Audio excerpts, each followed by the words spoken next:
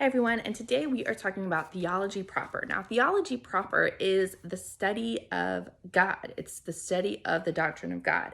And so I think there's three questions we need to ask ourselves whenever we're talking about who God is in our study of theology proper. The first is, who is God? What is his name? The second is, what is God like? And then, what is his nature? So let's talk about each of these. So if we look at the first question, what is God's name? His name is Yahweh. Yahweh was the name that he gave himself as we read in Exodus, which means I am who I am. But God also is spoken of with other names like Jehovah Jireh.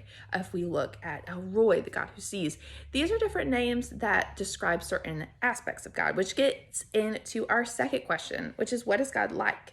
God speaks of himself and he gives certain characteristics that describe what he's like. He says, the Lord who is compassionate, who is gracious.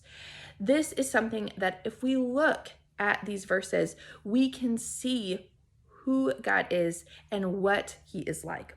Then lastly, we should look at his nature, this is a little bit different than looking at the loving characteristics of God. Instead, his nature are traits that include things like being sovereign, being infinite, eternal, immortal, immanent, transcendent. All of these things are the nature of God.